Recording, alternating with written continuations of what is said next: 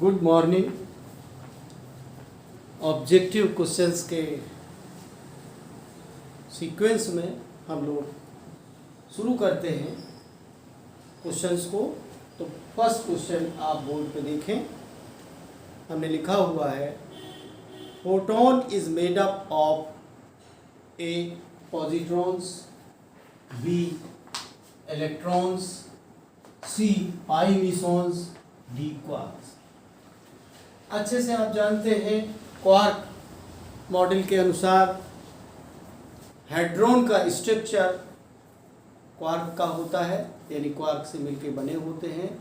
Proton एक hadron है, वो क्वार्क से मिलकर बनता है। ये एक्सचेंज करता है न्यूक्लियर फोर्सेस में, ये आप जानते हो। इलेक्ट्रॉन और पॉजिट्रॉन के बारे में आप अच्छे से जानते हैं। तो इसका सिंपल सा आंसर है क्वार्क्स। छोटी छोटी बातें हैं जिनको आपको ध्यान देना होगा, यही समझने वाली चीज़ें होती हैं। तो इस तरीके से हमने क्वेश्चन नंबर 1 किया। अब दूसरा क्वेश्चन है, थोड़ा सा डिफरेंट है। A pi minus meson at rest can decay as. आपको पता है कि ज़्यादातर पार्टिकल्स इलेक्ट्रॉन प्रोटॉन को छोड़ के अनस्टेबल पार्टिकल्स होते हैं, उनकी लाइफ टाइम बहुत किसी की बहुत कम होती है। तो पाई माइनस मीसॉन है, पाई मीसॉन के रूप में हमेशा नहीं रहता, डिके करता है। तो डिके करने की एक इक्वेशन लिखी है, pi minus equal to mu minus and anti. ये सही इक्वेशन है। म्यू पाई मीसॉन म्यू मीसॉन में डिके करता है, और बाद में म्यू मीसॉन भी डिके करता होगा, लेकिन हम एक स्टेप से पाई मीसॉन के डिके को कंसीडर करते हैं। The energy of mu minus number 1 can be anything, माने जब ये डिके करेगा कोई भी वैल्यू हो सकती है एनर्जी की म्यू माइनस की। दूसरे में लिखा है is a fixed quantity of energy. तीसरे में 0 कहा है कि इसकी एनर्जी 0 होगी। चौथे में कहा है इज इक्वल टू mc²।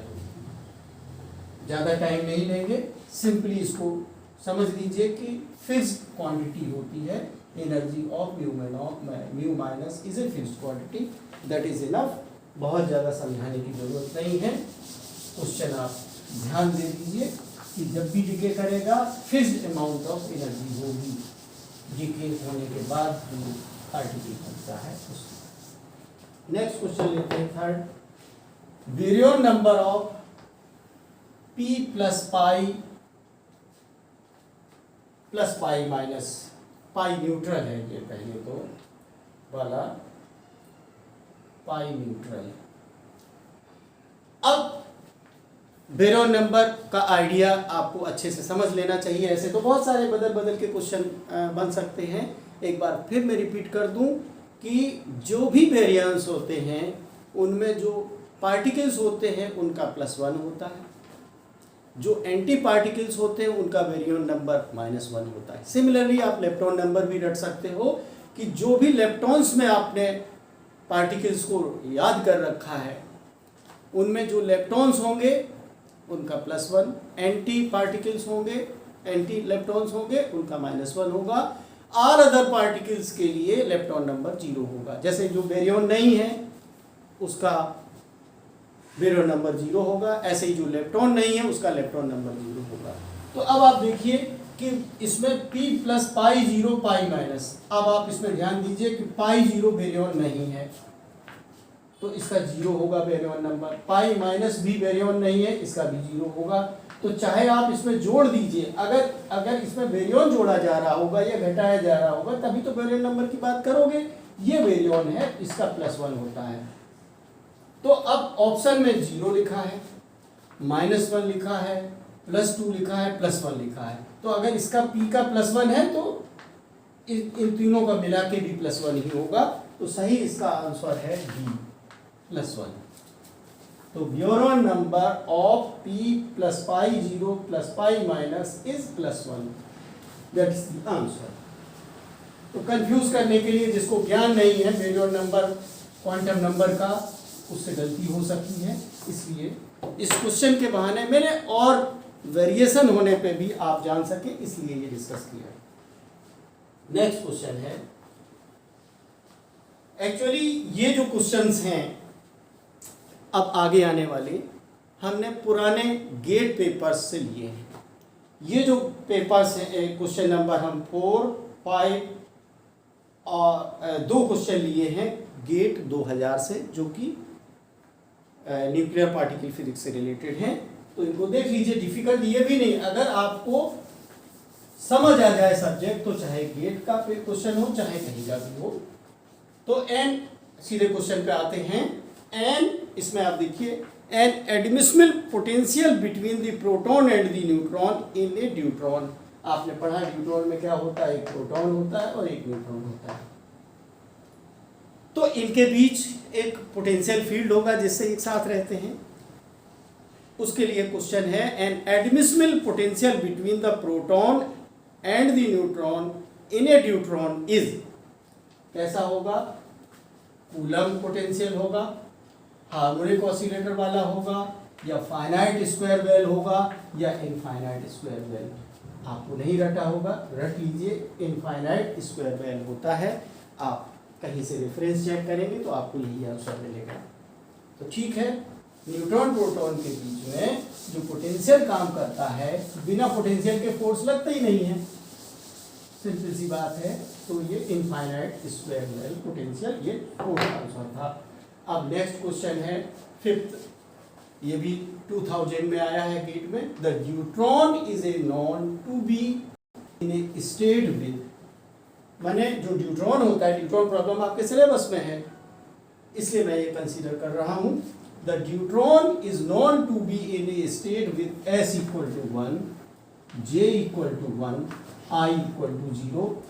मतलब भी क्लियर कर दूं, here s j i refer to spin total angular momentum, sorry spin momentum है, और j है total angular momentum, I isospin quantum numbers respectively.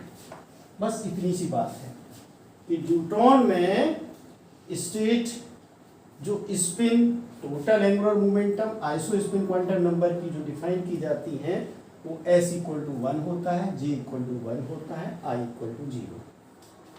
The allowed values of orbital angular momentum, आप जानते हो total angular momentum होता है spin angular momentum plus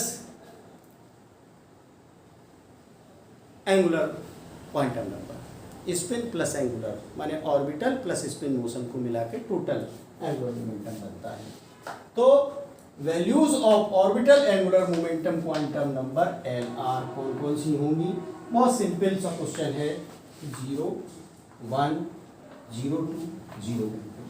अब मैं इसका हिंट थोड़ा सा दे देता हूँ। हिंट ये है कि s इक्वल टू 1 के लिए आप एटॉमिक फिजिक्स में भी पढ़े होंगे, द पॉसिबल वैल्यूज, जो पॉसिबल वैल्यूज होती हैं j की, पॉसिबल वैल्यूज ऑफ l जो होती हैं वो j-1, j एंड j+1 होती है।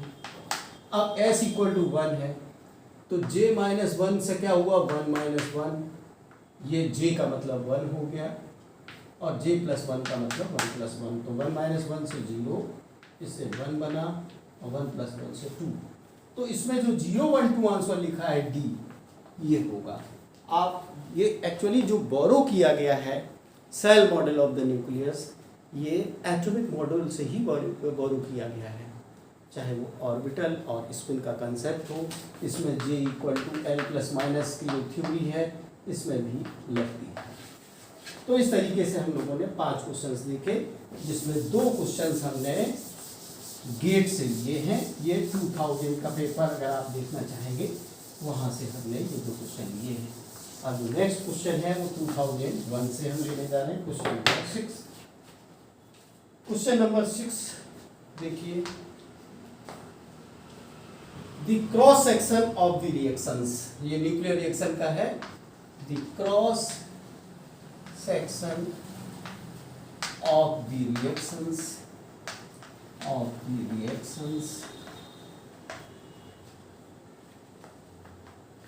P प्लस पाई माइनस, ये सिग्मा इलेक्ट्रॉन है minus, plus K plus and P minus plus pi plus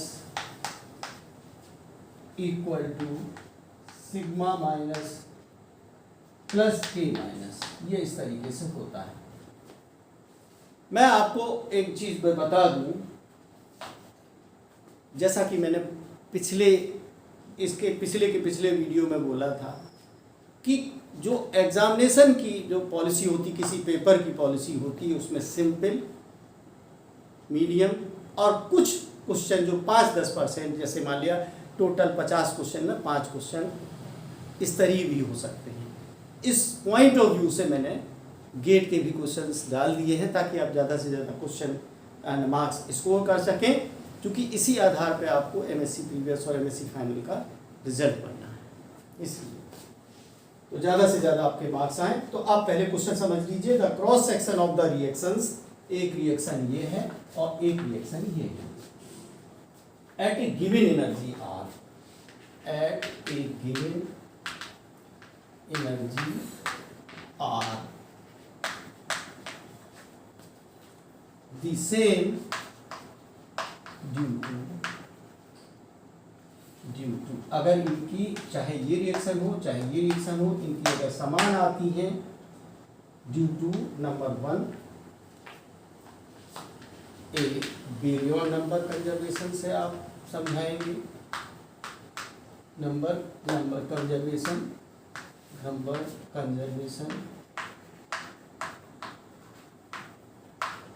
B में है टाइम रिवर्सल कंजर्वेशन। सारी बातें आपके सिलेबस में हैं। टाइम रिवर्सल कंजर्वेशन, ये गेट 2001 के क्वेश्चन है। तीसरा है charge conjugation. Charge CPT theorem आपने पढ़ी है, चार्ज कंजुगेशन मैं समझाऊंगा नहीं ताकि आप रट लें, समझ लें।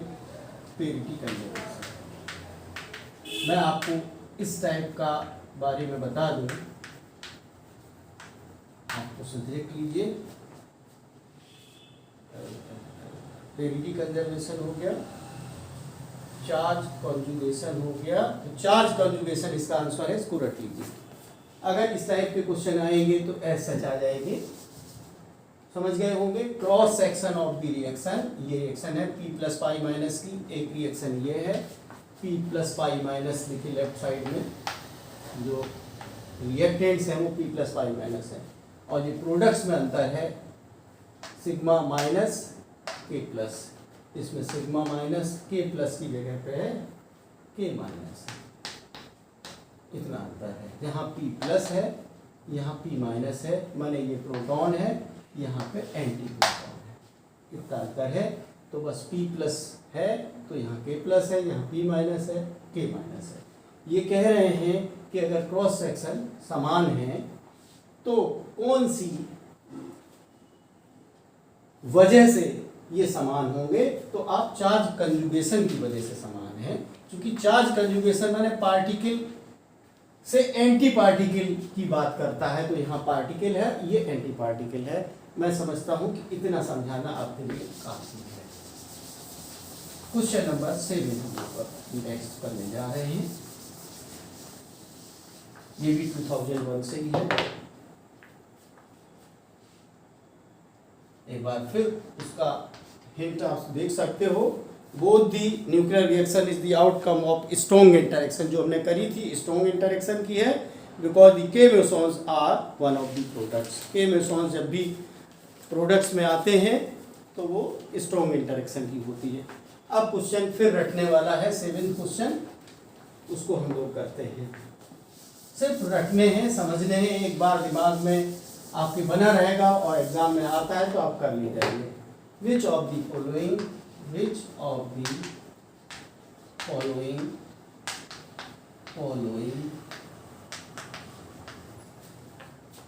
functions describe the nature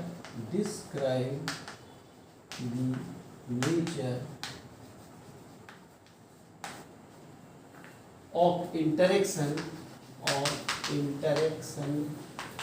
potential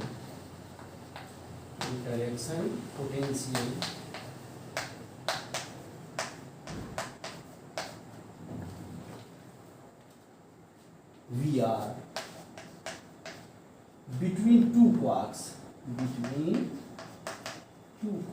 अभी क्वार्क के बीच में एक पोटेंशियल काम करता होगा, उसकी बात हो रही है कि भाई आप जानते हो कि न्यूट्रॉन भी 3 क्वार्क से मिलकर बनता है, प्रोटॉन भी बनता है, कोई 2 क्वार्क से मिलकर बनता है, कोई 3 क्वार्क से मिलकर बनता है।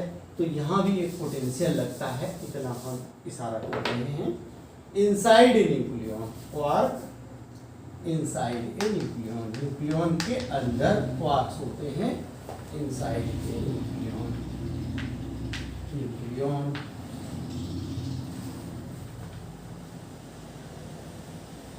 कौन सा विच नेचर करता है। और एक बात और बता दूं, आर क्या है?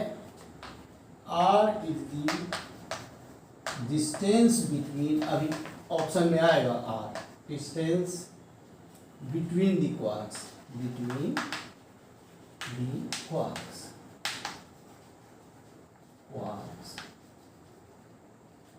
और ए भी आएंगे, एंड ए एंड बी जैसा कि मोस्टली होता है पॉजिटिव कॉन्स्टेंट्स, क्वांटम मैकेनिक्स लगती है हर जगह, उसी से एक्सप्लेन करते हैं, पोटेंशियल कंसीडर करते हैं, of suitable dimensions.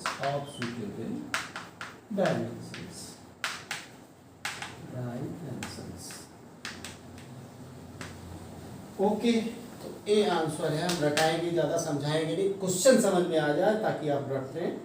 We are equal to A upon r plus B r. B में है V are equal to minus A upon r minus B r. C में है, मतलब दोनों इसमें प्लस हैं, इसमें दोनों माइनस हैं। तीसरे में सी ऑप्शन में V are equal to A plus है ए बाई आर और दूसरा माइनस बी आर है, और डी में पहला माइनस है ए बाई आर और दूसरा जो है प्लस है बी आर। सॉरी, इसमें दोनों माइनस हैं, ये प्लस है, तो इसका जो सही ऑप्शन है वो बी है। ये ध्यान रखें, minus A by R plus B R वाला, इसको रट लीजिए, इसमें और नहीं समझाना, क्वेश्चन समझ लिया है कि किसी न्यूक्लियन के अंदर जो क्वार्क होते हैं, क्वार्क के बीच की एक डिस्टेंस होगी आर, उनके बीच एक पोटेंशियल काम करता होगा।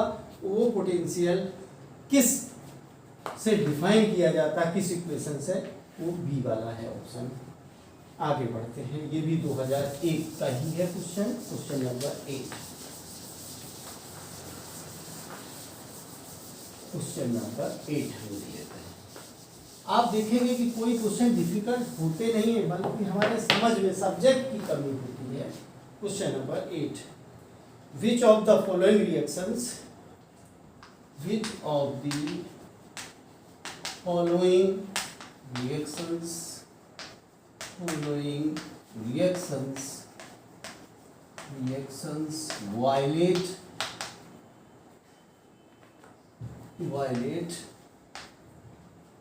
violates lepton नंबर, क्योंकि आपने पढ़ा है lepton नंबर कंजर्वेशन,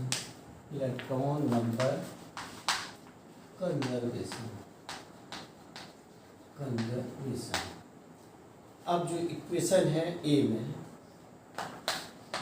4 इक्वेशंस हैं, ई प्लस ई माइनस, ये इसमें न्यूट्रिनो और एंटी न्यूट्रिनो दिखाया जा रहा है। बी में दिखाया जा रहा है e minus plus p nu plus n. Neutrino plus neutron, माने प्रोटॉन न्यूट्रॉन में चेंज होते दिखाया जा रहा है। और सी में ई माने plus plus N equal to P plus N, P plus new.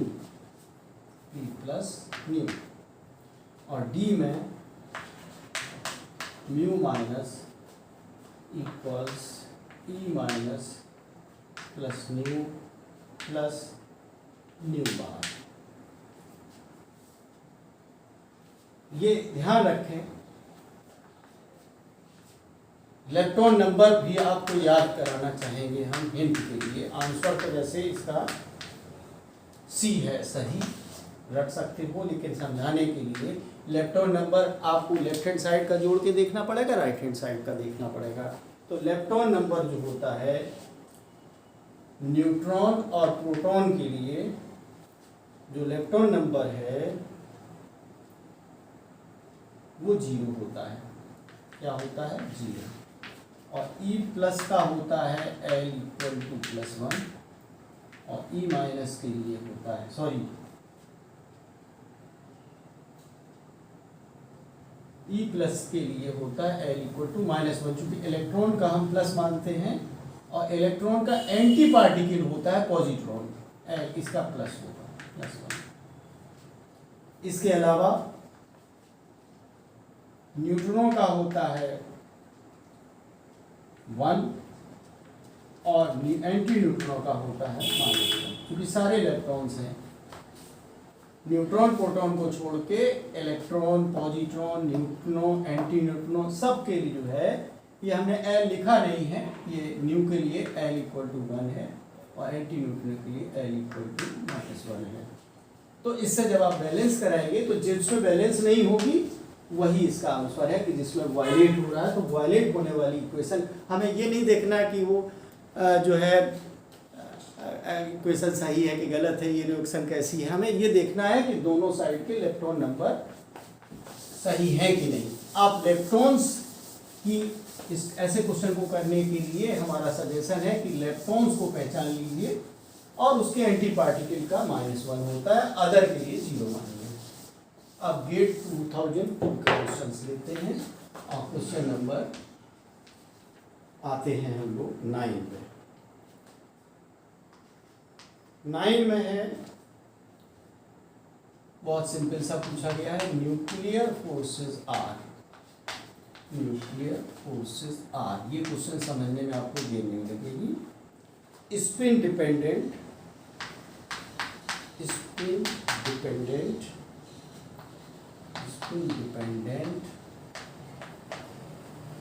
and have non-central part,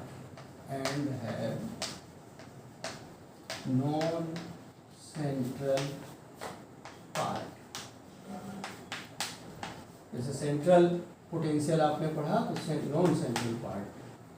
B में लिखा है spin dependence, dent and have, इसमें कर दीजिए सेंट्रल पार्ट की जगह पे इसमें हैव नो नॉन, ऊपर वाले में नो नॉन उल्टा लिखना है, नो नॉन सेंट्रल पार्ट, और इसमें लिखिए सिर्फ नॉन सेंट्रल पार्ट। इसमें होता है नॉन सेंट्रल पार्ट, ऐसा इस बी ऑप्शन से समझ में आ रहा है। और सी में लिखा है स्पिन इंडिपेंडेंट, और आगे जो है have no non central part, और लास्ट में स्पिन इंडिपेंडेंट एंड हैव, इसमें नो की जगह पे simply it have non central part. तो इसको बस रखना है आपको, इसका बी ऑप्शन सही है। बी में है spin dependent and have non central part, माने न्यूक्लियर फोर्सेस जो होते हैं वो स्पिन डिपेंडेंट होते हैं और नॉन सेंट्रल पार्ट होता है उनमें, ठीक है। नॉन सेंट्रल फोर्सेस आपने पढ़े हैं। अब आते हैं 10, क्वेश्चन नंबर 10। बहुत ही सिंपल, बहुत अच्छा क्वेश्चन है, एग्जाम में इसमें भी आने वाला है, आने लायक है। The baryon number of baryon number of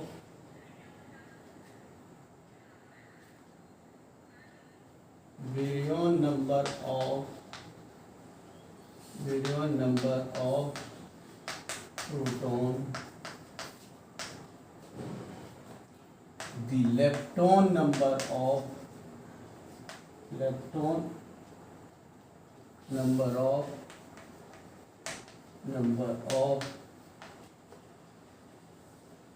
proton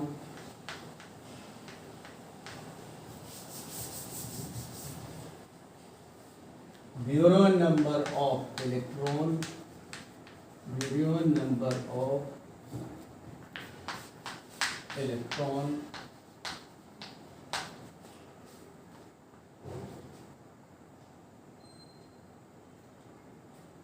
and lepton number of electron and lepton number of electron are, आप देख लीजिए ढंग से। ए में रिस्पेक्टिवली आप समझ लीजिए 0 0 1 0। बी में है 1 1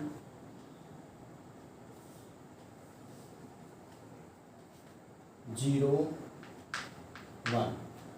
सी में है 1 0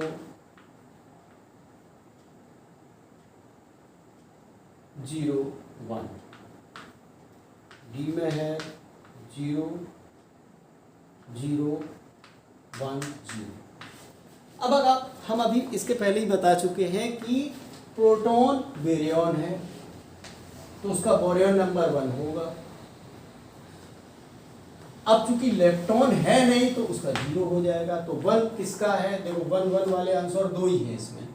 तो बेरियन नंबर ऑफ प्रोटॉन 1 वाला हमें देखना है और इलेक्ट्रॉन नंबर उसका 0 आना चाहिए, सी में दिख रहा है। आगे वेरीफाई करना चाहें तो बेरियन नंबर ऑफ इलेक्ट्रॉन 0 होना चाहिए, चूंकि बेरियन नहीं है 0 इसमें है। और इलेक्ट्रॉन नंबर ऑफ इलेक्ट्रॉन, चूंकि इलेक्ट्रॉन है ये लास्ट में 1 लिखा हुआ है, तो सी आंसर इसका है। इस तरीके से गेट में 2001 में पूछा गया है। कहने का मतलब है आपको बेरियन नंबर और इलेक्ट्रॉन नंबर का ज्ञान बहुत आसानी से हो सकता है। तो इस टाइप के क्वेश्चंस को आपको करने में कोई दिक्कत नहीं आनी चाहिए। अब क्वेश्चन नंबर हम 11 देख रहे हैं। ये भी क्वेश्चन बहुत अच्छा है। Nuclear spin of, shell model से समझ सकते हो, न्यूक्लियर स्पिन ऑफ, इस टाइप के क्वेश्चन बहुत पूछे जाते हैं।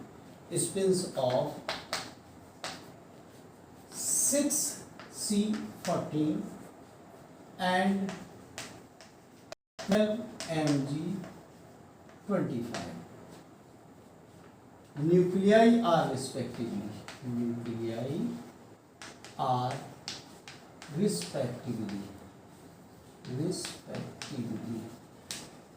क्वेश्चन समझना बहुत जरूरी होता है। नंबर 1 ए में 0 and half integer,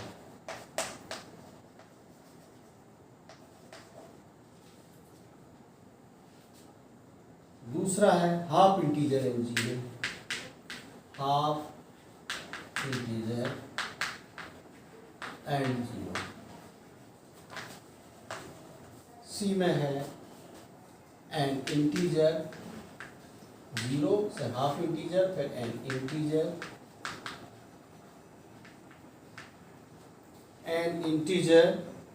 and half integer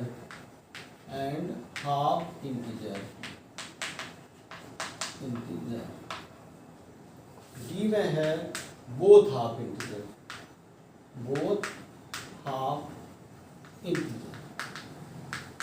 मैं आपको बहुत ज़्यादा डिटेल में तो नहीं समझा पाएंगे इस समय, उन्हें समझाने का टाइम है। आप इसमें देखिए कि एटॉमिक नंबर 6 है और 12 है, ये इवन है। माने आप देखिए इसमें प्रोटॉन कितने हैं, इवन है। और इसमें न्यूट्रॉन कितने, 8 हैं, न्यूट्रॉन भी इवन है। किसमें है ये, कार्बन में। और मैग्नीशियम में देखिए इसमें प्रोटॉन कितने हैं, 12, इवन है। और न्यूट्रॉन कितने हैं, इसमें 13 आ जाएंगे, वो ऑड हो जाएंगे। तो ऑड होने का मतलब हाफ इंटीजर हो जाना होता है। और जब आप ये देख रहे हैं कि न्यूक्लियाई आर रिस्पेक्टिवली, तो इसमें जो है, जो न्यूक्लियर स्पिन है, प्रोटॉन की संख्या इंटीजर कह रही है, तो इस वजह से ये 0 हो गई। और इसमें चूंकि इसमें एक ऑड आ गया न्यूट्रॉन नंबर, तो ये हाफ इंटीजर बचेगा। ऑड होने की वजह से 12-12 तो बैलेंस हो जाएंगे, जो 13वां बचेगा उससे हाफ इंटीजर बचेगा। तो इसका सही आंसर है ए, 0 एंड हाफ इंटीजर। माने कार्बन के लिए न्यूक्लियर स्पिन 0 होगी और मैग्नीशियम के लिए हाफ इंटीजर होगा। माने इस टाइप के अगर दूसरे चेंज होके एलिमेंट्स आते हैं, उनमें भी यही कॉन्सेप्ट आप इस्तेमाल कर सकते हैं। ये मेरा समझाने का मतलब है कि सैंपल के तौर पे हमने एज सच जो गेट में पेपर आया था उसी से उठा के रख दिया है। अब आते हैं हम लोग सेमी इंपेरिकल मास फॉर्मूला से संबंधित एक क्वेश्चन है। ये 2002 का ही है, मैं मिटा देता हूँ पहले, लिखने में समझ में आएगा। अच्छे से साफ नहीं हुआ है तो साफ करते हैं। जो नेक्स्ट क्वेश्चन है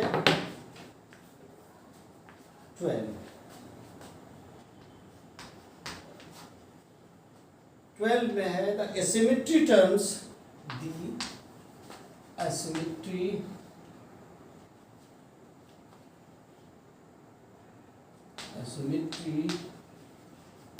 terms in Weizsäcker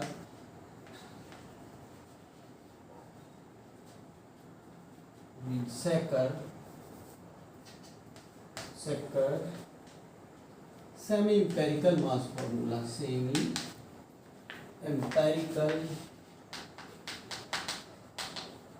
mass formula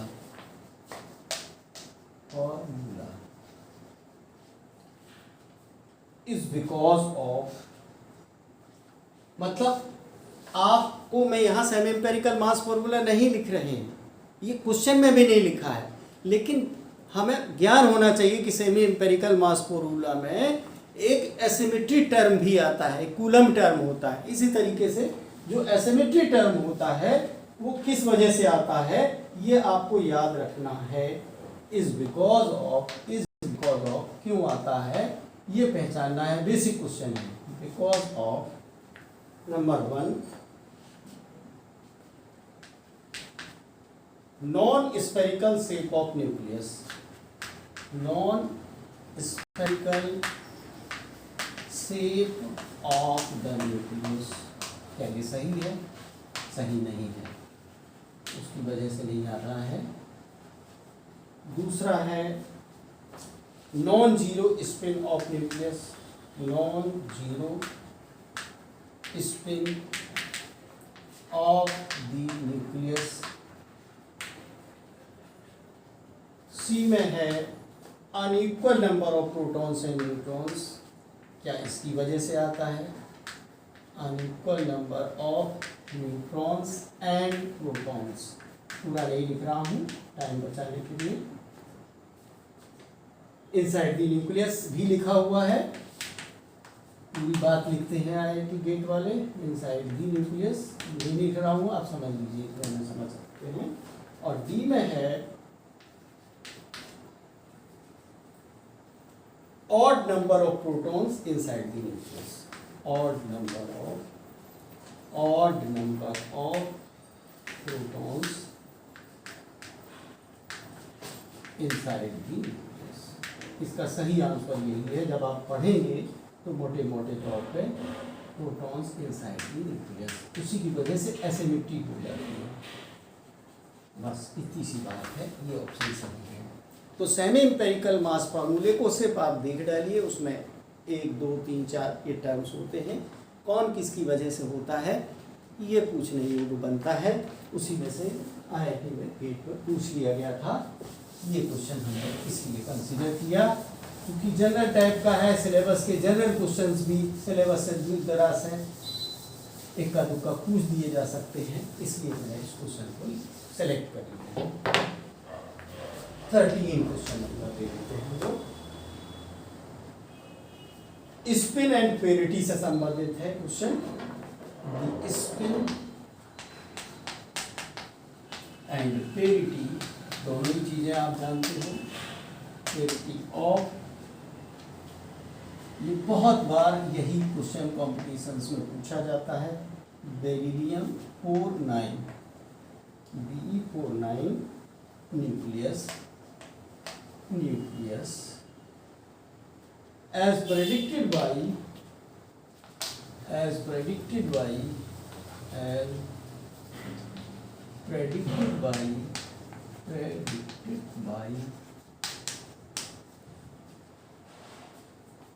the cell model R, the cell model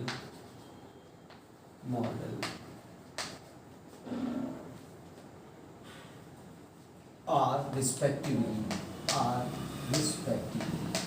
हमें सेल मॉडल के अनुसार पे Be49 की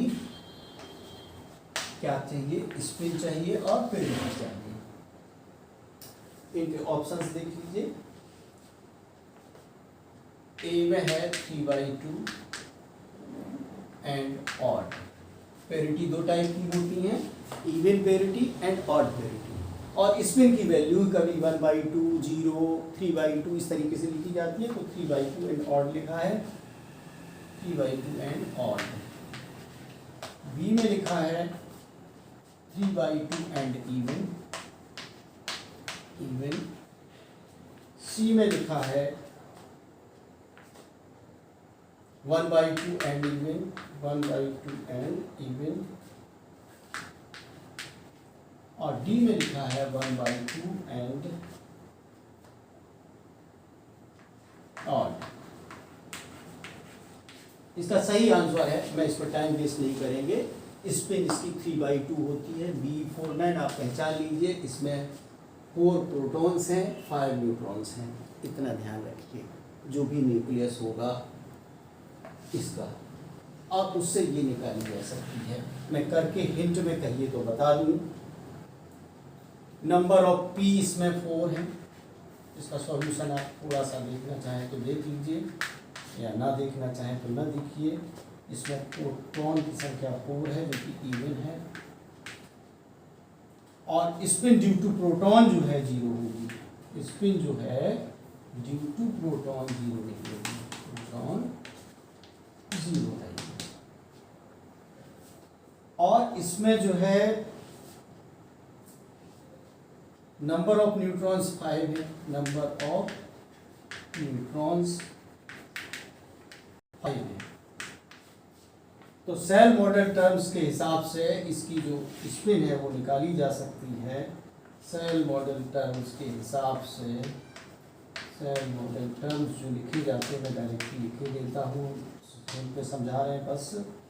ये होता है S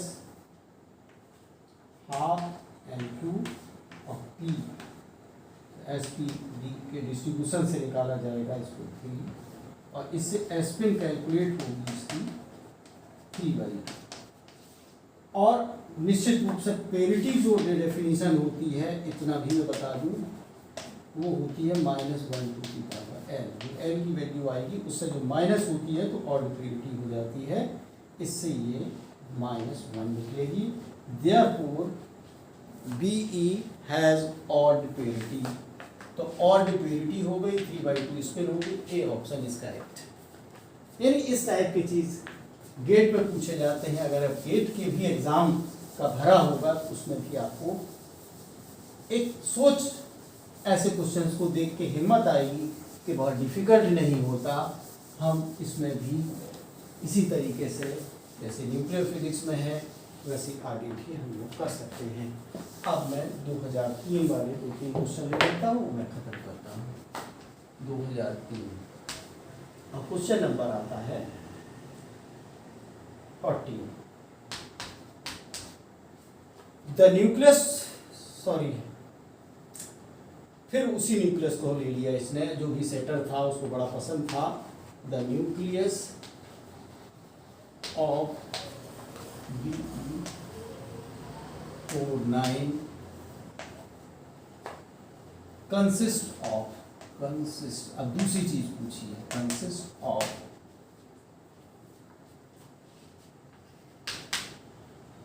13 upquarks, 13 upquarks and 13 down quarks, 13 down quarks। B में इसने लिखा 13 up quarks and 14 down quarks, down quarks। सी में लिखा है 14 up quarks, 14 up quarks and 13 down quarks, 13 down quarks। और डी में लिखा है 14 up quarks and 14 down quarks, down quarks। अब क्वार्क मॉडल ऑफ न्यूक्लियस इसमें लग गया। आप इसमें आप अपने आप ही निकाल सकते हो, हिंट मैं आपको बता ही दे रहा हूँ थोड़ा सा, कि अब क्वार्क में जो चार्ज होता है वो +2/3 और इलेक्ट्रॉनिक चार्ज होता है, और डाउन क्वार्क में जो है -1/3 होता है। अब इसमें आप जोड़ जाके चेक कर सकते हो कि 4 प्रोटॉन हैं, 5 न्यूट्रॉन हैं। तो न्यूक्लियस में 4p और 5n, तो इसमें अपने आप पता चल जाएगा प्रोटॉन एक क्वार्क कितने क्वार्क से मिलके बनता है। या अगर हम 4 से न निकालना चाहें, इससे भी काउंट कर सकते हैं। प्रोटॉन एक कितने में बनता है, कितने क्वार्क मिला के, आप उसकी गिनती कर दीजिए, 4 से मल्टीप्लाई कर दीजिए। न्यूट्रॉन कितने क्वार्क से मिलता है, मल्टीप्लाई कर लीजिए, और फिर टोटल कर दीजिए प्रोटॉन न्यूट्रॉन वाले मिला के, तो आपको ये पता चलेगा कि बी ऑप्शन इसका है। इस तरीके से गेट में पूछ लेते हैं, और ये हमारे यूनिवर्सिटी पेपर में भी गेट के बहुत पुराने पेपर से पेपर सेटअप क्वेश्चन, अगर उसको ढूंढे नहीं मिल रहे होंगे तो कुछ 2, 4, 5 क्वेश्चन डाल सकते हैं, इसलिए मैंने इसे सिलेक्ट किया। अब हम लोग क्वेश्चन नंबर 15 लेते हैं।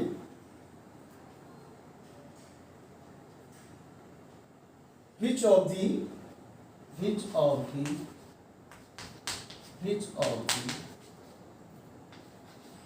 मैं समझता हूं कि क्वेश्चन नंबर 14 पे ही खत्म करें, वीडियो बड़ा हो जाएगा, ज़रूरत नहीं है इतना बड़े करने की। इसके नेक्स्ट वीडियो में हम और डालेंगे, और उसके बाद हो सकता है 2 वीडियो और डालें। पार्टिकल फिजिक्स का एक नॉर्मल वाला मुझे और बनाना है, और मतलब आगे लगभग जो है 2 या 3 वीडियो हम न्यूक्लियर फिजिक्स के डालेंगे, और उसके बाद 3-4 वीडियो हम